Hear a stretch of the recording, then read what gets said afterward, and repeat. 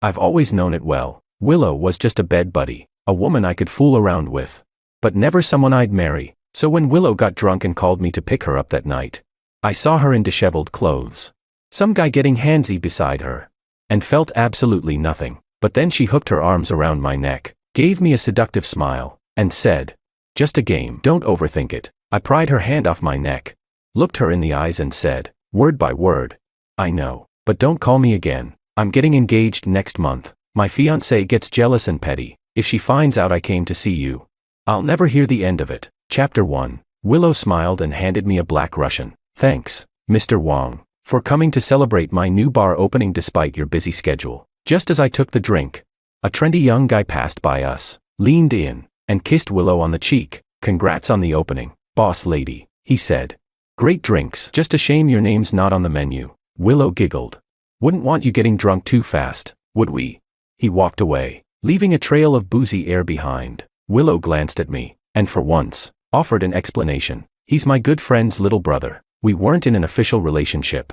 So she didn't owe me any explanation. I just gave a nonchalant hum in reply." Willow laughed, as charming and seductive as ever. She stood up with her glass in hand, walked over with wine still on her lips and kissed me, like a temptress born to lead people astray. She'd chosen this dark, hidden corner herself. The lighting was dim and hazy. Barely anyone noticed us. She straddled me. My fingers ran through her long hair, brushing the ends as I asked casually, "When did you dye it red?"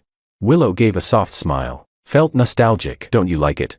I didn't answer. As the music ended, she rested her head on my shoulder and whispered, "After all these years, if you confess to me next Valentine's Day, let's be together." But I didn't hear that sentence, because I was looking at a message my mom had just sent me. "Anna's back in town. Come to the old house tomorrow to meet her." Willow asked, "What are you reading?" She didn't try to peek at my phone. We'd always respected each other's privacy. I gave a brief answer. "My mom's setting me up." Willow chuckled. "You're actually going? Thought you hated arranged marriages." I shook my head. "Gotta show up. Just for appearances." Her smile faded. She gripped my shirt tighter. "Got a picture of her?" I raised a brow. "Why?" Willow said, "Want to see if she's prettier than me." I sighed. "She doesn't like taking photos, and I haven't seen her in a while. No idea what she looks like now." There was something I didn't say. "What does it matter to you anyway?" Not getting the answer she wanted, Willow answered herself. "She's definitely not as pretty as me." Her breath tickled my ear. "Wanna go upstairs, or maybe, my place?" It was a clear invitation, and with her beauty right in front of me, I had no reason to say no, so I nodded. Above Willow's bar, there was a private bedroom just for her. I looked around at the cozy, sweet decor and laughed. Bet a lot of people have been here before. Willow's face darkened. She frowned and said, "What are you talking about? The bar just officially opened today. Everything's new, and I haven't been messing around with anyone lately either." I had crossed a line. Who she slept with was none of my business, so I quickly apologized and calmed her down. Only then did she kiss me again with a smile. I met Willow when I was studying in the US. Back then, I was into music, so I joined a band on campus as a guitarist. Willow was the lead singer. Bright red hair pulled into a high ponytail. Messy, but stylish. Bold eyeshadow. Long lashes. Striking lips. Her whole face was unapologetically radiant. Under the stage lights, she looked like fire in the wind. Gorgeous and impossible to look away from. Among all the women in my circle, Willow had the best looks and body. And every time she appeared, the crowd would go wild. I took advantage of being close and scored first, slept with her right after one of her shows. Chapter 2. I really liked her back then, and Willow responded with the same enthusiasm. You could say her room was a total mess that night. From the floor to the couch to the bed, nowhere escaped the chaos of that battle. When I woke up the next day, Willow was facing the mirror, dabbing concealer onto her strawberry marks. She asked, half annoyed and half amused, "Are you part mosquito or something?" I shook my head and sat up, trying to wake myself up. She rolled her eyes and said, "Then you must be part dog." I checked my phone. It was already past 10 a.m. I said, "Let's make it official. Should I come up with a caption or do you want to write some lyrics?" Willow suddenly turned to look at me. She seemed a little stunned, but then she let out a chuckle. She asked, "Wait, do you think we're actually dating?" I thought about it. She accepted my gifts on both Valentine's Day and Christmas this year, and in our chats she often flirted with me. So I asked in confusion, "Aren't we?" Willow lazily stretched her arms. She said, "Of course not. I'm all about staying single, you know." I lit a cigarette and asked, "Then what exactly are we right now?"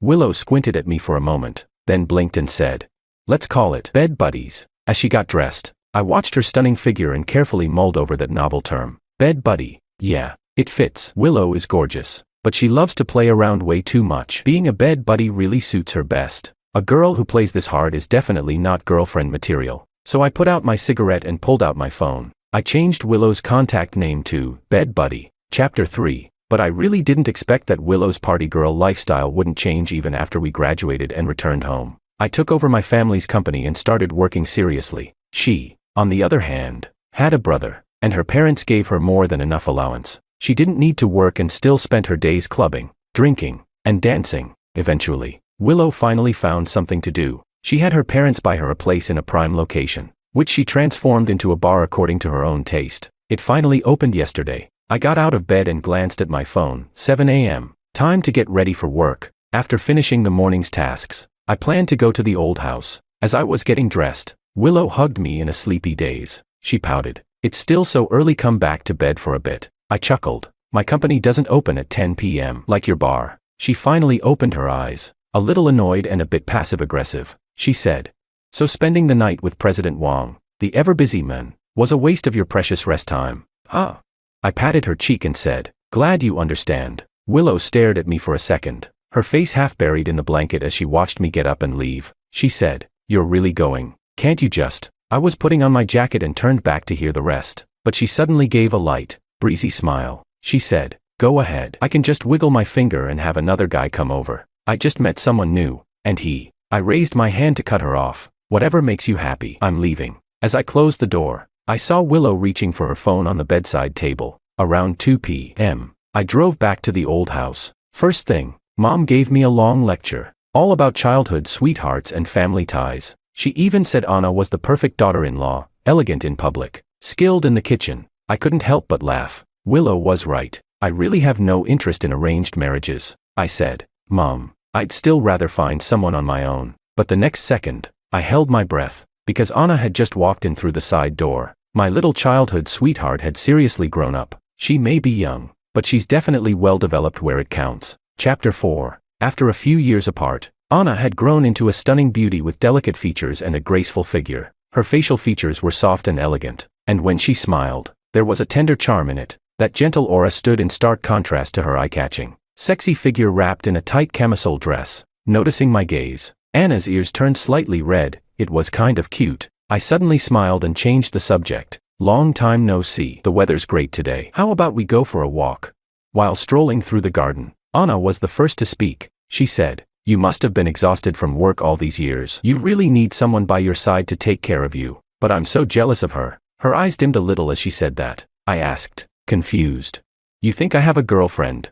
Anna looked at me, surprised. Don't you? You've always been popular with girls. I smiled and shook my head. Nope. I've been single this whole time. Anna took a breath, her chest gently rising and drawing a tight curve beneath the fabric. I blurted out, you've really grown into a big girl. She blushed instantly. She might look like a sultry queen, but deep down she was still a shy, innocent girl. She bit her lip and softly said, I bought this dress because you recommended it on WeChat. I mean, who doesn't love tight dresses, black stockings, and bare shoulders? Thinking of all the wild stuff I used to post about women, I cleared my throat awkwardly. Of course, I wouldn't do that now. I looked at her and half-jokingly asked, so, did you wear this just for me? Hearing that, Anna blushed even harder, turned her face away, and avoided my eyes without answering. I leaned in slightly and brushed the back of my hand against her cheek. Her skin was soft and smooth. I asked, why, do you like me?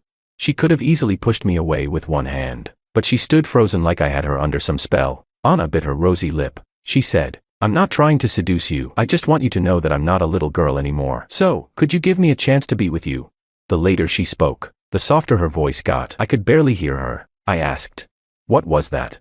Anna shut her eyes like she was making a big decision, and said with resolve, fine, I like you. After saying it, she looked like even she couldn't believe it. Then, looking at me again, she quietly added, I've liked you for a long time. I chuckled lightly and took a step back. Anna thought that meant I was rejecting her, and her face went pale, but then she heard me say, you're still young. I won't mess around with you, but dating, we can give it a shot. And just like that, Anna became my little girlfriend. Her possessiveness grew by the day. She loved checking up on me, got jealous easily, and always snooped through my phone. After realizing I wasn't pleased, She stood in my office, hands behind her back, looking all apologetic as she lowered her head and explained.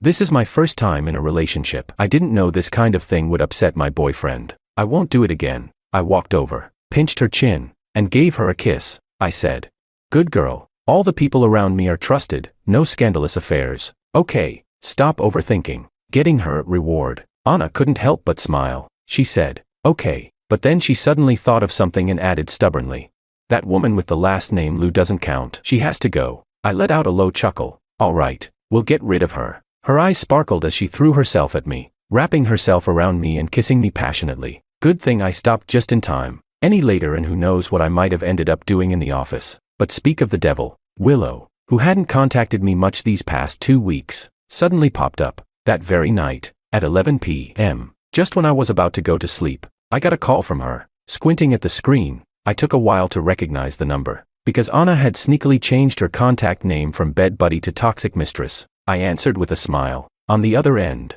the background was loud and chaotic, mixed with flirtatious voices of men and women. Willow's voice was as casual as ever. She said, "I'm drunk. George, come pick me up." Then she casually mentioned the name of a club we used to go to. I replied, "All right, wait there. I'm coming." Her tone was sticky and slurred. She said, "Okay, I'll wait for you." It was time to say goodbye. Chapter 5. When I got to the club, a waiter led me to the private room where Willow was. The blaring music was deafening, nearly blowing out my eardrums. Willow looked dazed, half reclining in the booth. Her makeup was still glamorous but noticeably smudged. She was surrounded by a mix of men and women. Someone was topping off her drink, and someone else had a hand shamelessly resting on her thigh, caressing it back and forth. Willow had always been pretty uninhibited, but this kind of debauchery was rare even for her. Her dress was all crumpled, the neckline half open, showing a glimpse of her pale chest, with a few suggestive red marks spreading up her neck. Noticing my frown, Willow reached out and hooked her arm around my neck,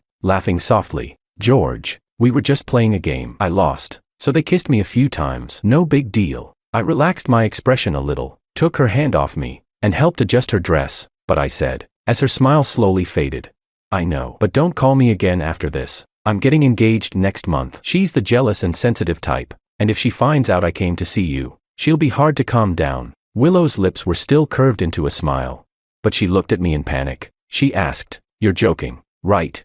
That's not funny at all. Don't say things like that again." I shook my head. "I'm not joking. Next month, I'm entering a political marriage with the Sioux family's daughter." The color drained from her face. The corners of her eyes and lips trembled slightly. I couldn't tell what kind of expression she was trying to make. I said, "What's wrong? I'm not that young anymore. It's time I settle down. Isn't getting engaged the normal thing to do?"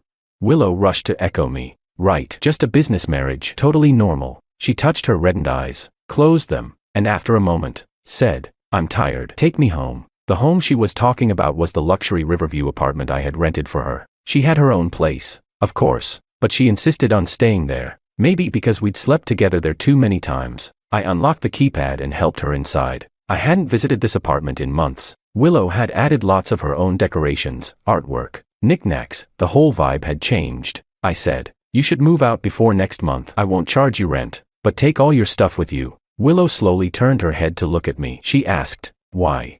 I pressed the remote, closed the curtains, and turned on the night light. I said, "I'm getting engaged. Shouldn't I cut things off with you?"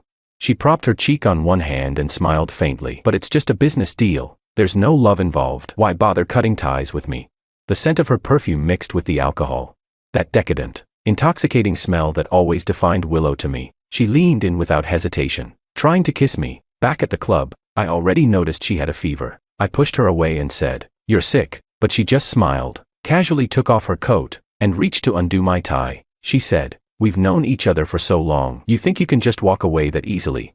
I caught her hand. Her long hair spilled down, and under the hazy moonlight, I could make out the upturned tails of her peach blossom eyes, and her lips, flushed even in the dark. She had already slipped her silk shirt halfway off, revealing her fair, smooth left shoulder. In this seductive atmosphere, she really did seem like one of those fox spirits from ancient tales, the kind that fed off men's energy and souls. That was how she used to trap me, night after night, but not tonight. My hand slid up from her slender waist. She smiled and stood on tiptoe to kiss me as usual. In the past, I wouldn't have been able to resist, but this time, I turned my head away. My hands kept moving upward, until they reached her delicate face. I gently stroked it a few times. Willow's face overlapped with the memory of that radiant, youthful girl she once was. If I had left a mark on her, I think I would have felt a bit sad. But thankfully, I hadn't. I said, "Willow, I have a girlfriend now." Chapter 6. She trembled slightly. I figured she was cold, so I helped fix her clothes, even buttoned a few for her. Her laughter faded. She said, "It's just a business marriage, no real feelings. Is it really worth going this far? So what if you're engaged? Can't we still keep having fun together?" I patted her cheek, pushed her aside, and stood up. "It's not without feelings. I actually like her. Willow, I'm really settling down this time. Let's just go our separate ways." She suddenly stood up behind me. Because of the alcohol, she couldn't keep her balance and wobbled a bit. She asked, "You're getting engaged? Then what does that make me?" I stared blankly as she lost her temper, not understanding what there was to be angry about. I said, "You're my bed buddy. Weren't you the one who said that yourself?" Willow stared at me with a terrifyingly pale face. She took a moment to catch her breath, then gritted her teeth and said, "George, do you seriously not have a heart?"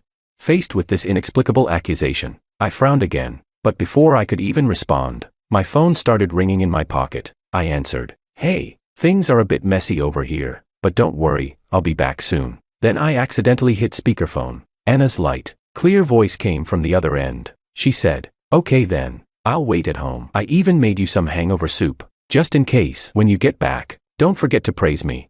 Willow lunged forward to grab my phone, but I hung up just in time. She clutched my arm tightly, laughing out of sheer anger. How warm and cozy. I'd love to see what kind of woman could replace me after just a few days. She let go of me, turned, and stormed toward the door. I quickly stopped her and said with a serious expression, "You should know your place. Don't go causing drama in front of her." At that, I couldn't even tell if Willow was laughing or crying anymore. She shouted, "Get out. Just get the hell out."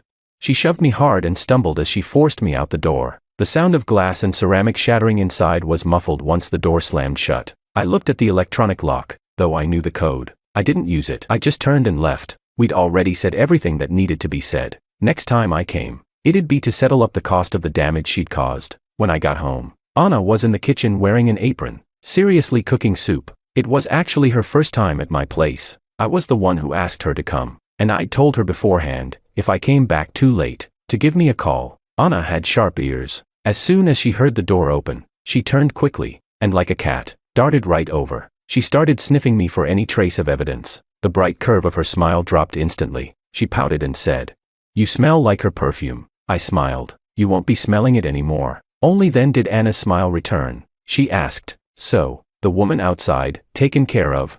I nodded. She gleefully hooked her arms around my shoulders but stopped as she leaned in. Her slender fingertips brushed the corner of my mouth. Anna spoke in a raspy voice. "She kissed you. Guess there was lipstick." I thought I could hear her growling like a jealous kitten. I chuckled. Then go teach her a lesson." Anna, as if given an order, immediately turned to leave, but I pulled her into my arms, not wanting her to go. Even though I felt bad, I looked into her eyes and said, "It's late. Where are you going?" "I'm going to bed soon." She sat back down beside me like a scolded puppy, pulled out a wet wipe, and started wiping off the stain, one after another. She kept wiping. Only after the fifth one did she finally stop. While I was checking company messages, Willow's texts kept popping up non-stop, so I had to put her on Do Not Disturb. Anna was watching from the side, feeling wronged. She said, "Can't you just block her?" I pinched the bridge of my nose and said, "Too many mutual friends. Plus, her brother's still in business talks with me." Still, when Willow sent her 103rd message, I really started to think about deleting her. She was more unhinged this time than ever before. Tons of photos filled the chat window, like a nightclub queen fighting to stay on top. She was trying everything to outshine her unseen rival. She asked, "Are you really going to give me up for her?" I was so fed up. I turned to Anna and said, "Go change into that outfit you wear most often." She pouted but went to change. She came out in a bodycon skirt that showed off her long, pale legs. My gaze moved up slowly, tracing her legs, over her slim waist, to the soft curves of her chest, and finally rested on the delicate lace choker around her neck. A lot of little touches. Even the coldest men would smile at a sight like this. I started directing her on how to stand, realizing I was going to take pictures. Anna blushed and said, "Wait a sec." She rushed into the bathroom. I looked at her, confused. As she came out with dripping wet hair, water ran down her neck and disappeared somewhere out of sight. She looked absolutely irresistible. I sighed and smiled. "You did your hair?" "I'm just taking casual photos." Anna brushed it off and struck a seductive pose like it was nothing. I tried not to laugh as I snapped several shots. Then I waved my hand. All done. I sent the pictures to Willow, my girlfriend. What do you think? Chapter 7. The photos were originally meant to shut Willow up, but instead, they triggered her like a second volcanic eruption. She messaged me furiously. Did you sleep with that obviously indecent woman? How could you do this to me? Was it the wet hair that made her think of what came after? I glanced at Anna, who was quietly drying her hair with clear, innocent eyes. Didn't expect this girl to be that crafty. Willow was already cursing by now. At that point, I had no sympathy left. I finally blocked her. Come here. I waved Anna over. She leaned in toward me, and I, not so innocently, reached out. It felt incredible to the touch. To make it easier for me, she arched her back slightly. She didn't dare look me in the eye, blushing hard, while her fingers dug deep into the couch cushion. Anna bit her lip in embarrassment and whispered, "You can now." I played dumb and asked, "Can what?" Her face turned so red it looked like she might bleed. She said, "You can do anything." I chuckled and pulled my hand back. I replied, "After we get married." Anna's disappointment was written all over her face, but she still tried to act tough. "Actually, I'm not that kind of girl. I'm really conservative." Then she suddenly snuggled into my arms and said playfully, "But it's so late now. I want to sleep over." Looking at her in that skimpy outfit, hugging a pillow while leaning against my bedroom door, I couldn't help but laugh. I asked, "What's wrong? The guest room not good enough?" She hesitated and said, "I'm scared to sleep alone." I laughed and shook my head. "Come on, that's such a terrible lie." She scooted closer to me and asked in a small voice, "So, can I sleep in your bed? That way I can get a feel for our future cohabiting life." "Fine, get in." Before I could even finish, she jumped onto the bed like a cat, excitedly rolling around under the covers. Then she pressed herself against me, wrapped her arms around my waist, and clung to me. Feeling her soft curves, my body tensed up. I instinctively pushed her away and said, "Could you please put your bra back on? Didn't you say you're super conservative?" She whined in protest and reluctantly got out of bed to put it back on. "But it's really uncomfortable to sleep in." I turned over and said as a warning, "Don't bother me, I've got work tomorrow. If you mess around, I will kick you off the bed." Anna nodded obediently and lay quietly beside me, but unconsciously, she kept inching closer and closer. I'm not some monk from a Buddhist tale who could resist temptation forever. I had to keep pushing her away again and again to keep myself in check. I finally managed to fall asleep, but I'm a light sleeper. Half asleep, I still caught Anna's murmurs. In her sleep, she muttered, "This is only the 7th time and you're already out. At least round it up to 10. I was speechless. Seriously, how am I supposed to get any sleep from now on? Chapter 8. I didn't wake up to my alarm the next morning. I woke up because Anna was lying on top of me. She was clinging to me like an octopus, making it hard to breathe. I patted her little head to wake her up, and said, looking at her innocent gaze, "Let go. I have to go to work." I was supposed to have a business meeting today with Martin, CEO of the Lou Group, which meant Willow's older brother. What I didn't expect was that Willow showed up too. She was wearing a fitted French-style dress, with faint dark circles under her eyes. Usually she wouldn't be awake until afternoon after drinking. Yet there she was at 9 a.m., sitting in my conference room, listening to me speak. If we weren't business partners with the Lou Group, I would have thought Martin brought her on purpose just to mess with my head. Throughout the entire meeting, Willow didn't say a word. She just kept staring at me. When it ended and everyone else left, she stayed behind alone. She clearly wanted to talk. She asked, "If this is about a marriage alliance, why not with me? Isn't my family background equal to hers?" Honestly, I wasn't feeling particularly generous, because I didn't feel a shred of guilt. I said, "Willow, you know I'm the eldest son of the Wong family. I was raised with all that traditional, old-school family thinking. You can fool around as much as you want, but when it comes to marriage, I need someone pure." Her lips were bitten so hard they'd turned white. She asked, "So you never intended to marry me? I was just something for fun." I poured myself a cup of tea. I said, "Don't make yourself sound so pitiful. We were never in a relationship." Her voice shook as she said, "If you never planned for a future with me, then why were you so good to me? Didn't you do it on purpose, to make me think I meant something to you? Why did you take care of me overseas? Why were you the only one who stayed with me when I had that car accident? Why, every time I called you, did you come to me without fail? Can you really say you never loved me?" I replied flatly, "Willow, I'm not here to recite soap opera lines, but my feelings and attitude toward you have never changed from the beginning." As I lowered my eyes, I suddenly remembered that Christmas Eve we spent together. Willow was drunk, leaning on the table, laughing so innocently. Her beautiful face glowed under the warm lights. She said, "From now on, I want to spend every Christmas Eve with you, but even then, She was tangled up with other guys. That same night, she was playing that bottle cap game with some senior student, so I figured that kind of wish didn't mean much. I said, "We're just not right for each other, but luckily, we were never officially together, so let's just stay in the friend zone from now on." Willow cried. Her skin was already pale. So when her eyes turned red, I noticed right away. She said two things. One was, "Wow, George, you're really something." The other was, "George, I hate you." I responded with nothing more than a faint nod. Honestly, I found it a little amusing. Willow had never said she loved me. But now she said she hated me. She said, "I'm not moving out. I want to buy that apartment I live in now." I sighed. "Don't be ridiculous." But Willow insisted.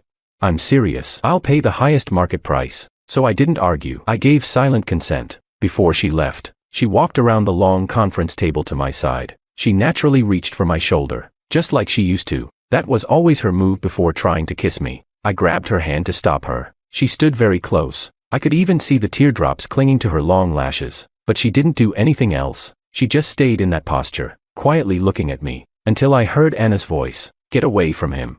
I turned around and saw Anna standing at the door. She said, with a bit of hurt in her voice, "I didn't mean to eavesdrop, but she can't just do that." This was their first time meeting. Anna looked at me nervously. Willow, on the other hand, stared at her intensely. Her face was paper white, but her gaze was so sharp it looked like it might burn a hole through Anna. When Anna walked in and stood beside me, I squeezed her hand to reassure her. I said, "It's okay." Willow's eyes dropped to our interlocked hands. Her expression was dead calm, but I knew her too well. I could predict every move she made. I didn't think she'd hurt Anna, because after her storms, Willow always collapsed into this kind of silent, lifeless stillness. She looked at me one last time, said nothing, then turned and walked away. As soon as Willow left, Anna threw her arms around me tightly. She said, "I heard everything you said, even though I don't like her. I can't help feeling jealous about the time you two spent together in the past." Chapter 9. I gently patted her head and said, "There's nothing to be jealous about. Things will only get better from here." I pulled out the design plans for our engagement banquet and showed them to her. I asked, "How about calla lilies for the floral arrangements?" Anna's eyes widened slightly, and she smiled, nodding. She said, "I was really familiar with that flower as a kid, but I hardly see them now that I've grown up." On the day of our engagement party, I handed her an antique bronze key. Seeing the confused look in her eyes, I smiled and said, "I bought back the old house at the foot of the mountain, the one where your grandfather used to recover. The calla lilies there were in full bloom, so I picked some for the banquet." She took the key in surprise. She said, "That old place. It was sold after Grandpa passed away. I always thought it was a shame, but it didn't have much value." "You really didn't have to spend so much just to buy it back." I flicked her forehead lightly. I said, "How could it not be valuable? Isn't that where we first met?" Anna suddenly blushed and lowered her head. That summer, I had been sent by my parents to check on Mr. Sue. On the lawn, there was only a little girl playing with dolls. I walked over, bent down, and asked her, "Hey little one, is your grandpa home?"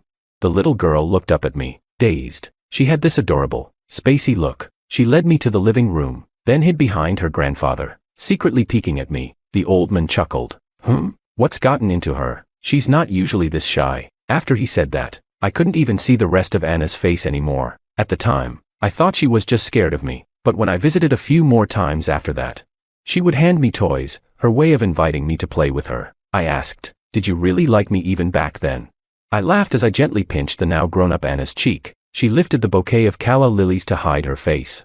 Just like when she was little, always shy when facing me. "Happy engagement." I turned toward the voice. Martin smiled and handed us 2 gifts. One was a traditional gift from him, a cloud-patterned silk fan, very standard. The other, he said, "Willow couldn't make it today. She asked me to bring this gift on her behalf." I opened the exquisitely wrapped box. Inside was a custom Patek Philippe watch, with its hands forever frozen. Engraved on the dial was a date, the day we officially parted ways. Time stopped at that moment. Anna came over and hugged my arm. She was clearly jealous, but still didn't dare say anything rash. I smiled and placed the watch back into its box. I said, "Thank you both for the gifts." And then, only to Anna. It's all in the past now. That very evening, Anna officially moved into my house as my fiancée, with her status raised another level. She was so overjoyed she asked me to spin her around in my arms. I flatly refused. When we got to the bedroom door, she tugged my arm and cautiously asked, "Can we sleep together tonight?" I laughed and said, "What if the answer's no?" She looked a bit hurt and pointed to the corner. Then I'll cry right here until you give in. The corners of my mouth curled up. I scooped her up in my arms and carried her inside. I said, "Ah, poor thing." I'd feel too bad. When Anna lay in bed, she was noticeably more reserved than last time. Her fingers slowly reached toward her chest, and she said shyly, "Can I take this off this time?" But I caught her hand before she could. Her clumsy attempt at seduction was cut off, and she pouted in frustration. "I can't sleep in this thing again." I rubbed her slender fingers and smiled. "I'll take it off for you." Chapter 10. I knew I wasn't getting any sleep tonight. I'm not even a fan of juice, but clearly, I'd been gifted a high-powered juicer, capable of running at full speed until sunrise. She stared at me with hazy, dreamy eyes, whispering over and over, "Love you, love you, love you." Then it turned into, more, more, more. I was absolutely exhausted. During a break, Anna's throat was sore, and she made me hold her while I fed her medicine. I was speechless. "If your throat hurts, maybe talk less and lower your volume." Honestly, compared to her, I was the one who needed meds more. I felt like a dog that had just run a marathon. After clearing her throat, she said brightly, "Okay, we can go again now." I rubbed my temples and sighed. "Easy does it, pace yourself." But she tilted her head and smiled. "Nope, I'm so happy I could go crazy. You don't know how heartbroken I was when I finally worked up the courage to confess to you. And overheard you saying you liked older women." She spoke each word clearly and slowly. But even so, I didn't want to give up. I kept trying to make myself more mature, thinking maybe one day, you'd finally look my way. Anna pressed herself against me again. A new little square piece clamped between her lips, her smile impossibly pure. She said, "For you, I'm willing to learn anything, even if I have no experience. So, can we practice one more time?"